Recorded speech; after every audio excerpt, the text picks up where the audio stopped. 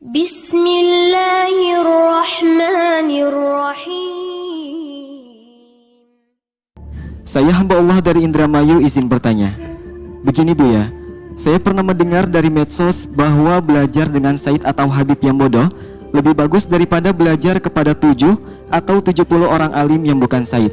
Apa betul seperti itu Bu ya? Mohon penjelasannya. Terima kasih Bu ya. Wassalamualaikum warahmatullahi wabarakatuh. Perbandingan semacam itu perbandingan konyol.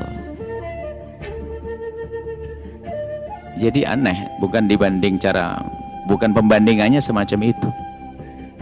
Artinya perbandingan yang konyol, jawabannya juga nggak perlu. Yang harus kita pahami bahasanya, kalau orang punya nasab kepada baginda Nabi, jelas mereka adalah orang yang mulia, punya hak-hak yang harus kita penuhi, adalah ahli bait Rasulullah. Mulia karena mereka punya darah sambung dengan baginda Nabi, punya kemuliaan, kita letakkan di tempatnya, selesai.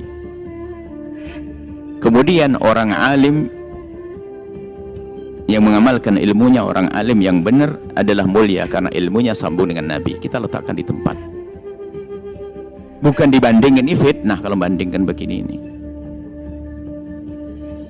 Kalau kita mengatakan harus kepada ahli bait, merendahkan ulama. Nabi mengangkat ulama. Kalau kita mengangkat ulama, merendahkan ahli bait, nggak boleh. Ini perbandingan begini ini konyol. Di samping konyol, ini pertanyaan yang aneh. Ya enggak, pertanyaannya salah. Maksudnya ungkapan salah. Contoh, belajar kepada apa? Sayyid yang udah segan. Belajar kan cari ilmu, gini loh. Mintalah uang kepada orang yang nggak punya duit. Anda paham nggak kalau mana? Nggak punya duit ngapain minta uang? Ya nggak ada pertanyaan, ungkapan itu nggak mungkin ada. Gimana ada ungkapan dari belajar Sayyid yang bodoh? Dia mulia dengan sayyidannya. Kalau bodoh, ya jangan belajar yang nggak punya ilmu. Aneh sekali Anda belajar sama orang yang nggak punya ilmu. Ya aneh, enggak. Pertanyaannya belajar, bukan perbandingan. Makanya ini membanding-bandingkan ini nggak sah. Wong dia tidak punya ilmu, bagaimana Anda belajar? Belajar tidak punya ilmu. Muliakan karena dia seorang Sayyid, punya nasab, ya akan belajar. Ya enggak dong, enggak punya ilmu. Aneh sekali. Makanya perbandingan begini konyol. Saya yang cerdas dong. Bandingannya aneh. Saya minta ada 2 orang, satu punya duit, satu enggak punya duit. Cuman yang enggak punya duit adalah kerabatmu. Lebih baik kamu minta duit kepada kerabatmu yang enggak punya duit daripada enggak punya duit minta duit. Bagaimana Anda ini paham enggak punya duit? Jadi maksud kami itu, cuman kadang-kadang bahasa-bahasa begini menjadi sebab kita merendahkan, naudzubillah, merendahkan ahli bait Nabi, sisi merendahkan ulama. Nggak boleh, ini kalimat yang nggak sah. Apalagi satu banding satu saja, bukan untuk membandingkan ini satu alim yang bukan Sayyid, satu Sayyid yang tidak alim, bukan untuk dibanding-bandingkan begini. Semuanya punya kemuliaan yang harus kita pandang, bukan dijajar dibandingkan. Membandingkan ini justru salah. Ini mau merendahkan satu, mau merendahkan ulama, merendahkan Sayyid, ya nggak bisa dong. Yang membandingkan ini malah bahaya banget. Sayyid ahli bait Nabi Muhammad, Anda punya kewajiban untuk mencintainya, menghormati, muliakannya. Iya, satu sisi ini. Tapi belajar, ya enggak dong, enggak punya ilmu. Anda belajar apa? Ilmu tuh ilmu jelas, ada sanadnya, ilmunya ada. Ini orang ilmu, Anda ambil ilmunya. Jadi tolonglah jangan aneh-aneh lah. Kita perlu yang kritis. Kemudian kebiasaan merendahkan adalah merendahkan ulama. Anda mau sambung dengan Nabi, nggak mungkin, karena ilmu adalah dari para ulama. Anda memuji ahli bait Nabi Muhammad, Anda punya masalah besar dengan Rasulullah. Ini babnya beda. Maka jadilah orang seperti apa? Jika Anda bertemu dengan ahli bait Nabi, Anda punya kewajiban untuk muliakan dia, baik dia bodoh atau pinter. Itu loh baru benar kalimat begitu. Cuman cara muliakannya adalah sesuai dengan kebutuhannya. Bukan muliakannya ada seorang Sayyid, bang minta duit, bang mau mabuk, Anda kasih. Anda kurang ajar dengan Rasulullah. Dia mau mabuk, Anda kasih. Nah ini, jadi cara menyayanginya adalah cara menyayangi yang benar. Dan ingat, jangan ada sedikit hati dengki tersembunyi. Sayyid ya, nah apalagi di saat ada Sayyid mabuk lalu dia tepuk tangan, hati-hati Anda bertepuk tangan dengan cucu Nabi yang melakukan kehinaan. Masih Anda lebih menangis karena apa? Itu cucu Rasulullah.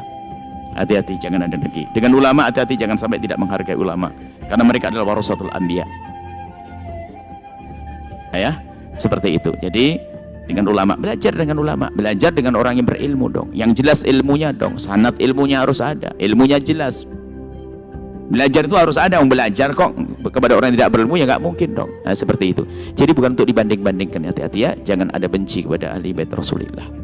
Jangan sampai ada tidak punya penghormatan kepada ulama, tidak ada punya cinta kepada ulama. Ulama adalah penyambung kita dengan baginda Nabi SAW dalam sisi ilmu. Ini saja insya Allah. Semoga Allah menjaga hati kita. Hati ya. Teman, hari ini sudah mulai kita diajari untuk benci kepada ulama. Caranya macam-macam. Misalnya ada ulama manusia. Tiba-tiba ada ulama melakukan pelanggaran, kemaksiatan dan sebagainya. Dipukul rata, dasar kiai seperti itu. Berarti ada benci dari kemarin. Wah kiai, saya tidak percaya dengan kiai, saya tidak percaya dengan ustadz, saya tidak percaya dengan pondok. Nah, Anda sudah terbawa. Anda tidak cerdas lagi. Anda suka menyamakan semua orang. Ini bahaya. Sama melihat Said, ada Said yang benar satu, dianggap semuanya Said benar. Anda nggak cerdas. Said adalah manusia.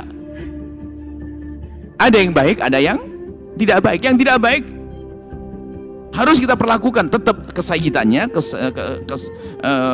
keduriahnya sebagai duriah Nabi tetap, tapi caranya kita beda menyelamatkan beliau. Nah, seperti itu, jangan sampai kita ini.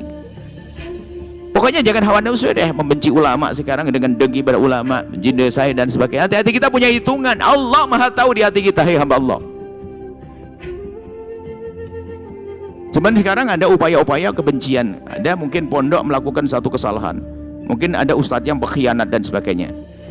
Kita dengar berita ada satu pondok misalnya ustadznya atau ustadahnya begini-begini, langsung komentar banyak. Makanya saya tidak percaya dengan pondok, bahkan paling dimakan sama kiainya dan sebagainya. Memang ada yang makan begitu ada, tapi jangan dipukul rata dong. Makanya milih guru itu penting.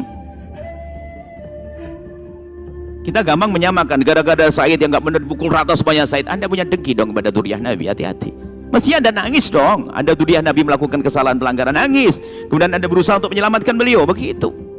Bermasalah kita adalah benci. Benci siapa saja? Dengki pada orang biasa saja nggak boleh, apalagi kepada ulama, pada duriah Nabi. Hei hamba Allah, ini urusan Anda pribadi kepada Allah. Saya tidak mengatakan Anda semuanya, urusan Anda dengan Allah. Anda punya Tuhan Allah yang Maha tahu tentang hati Anda, sudahlah.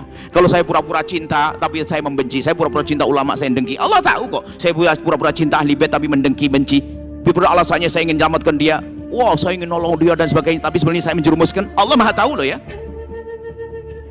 Urusanmu dengan Allah, hai hamba Allah. Ya, seperti itu. La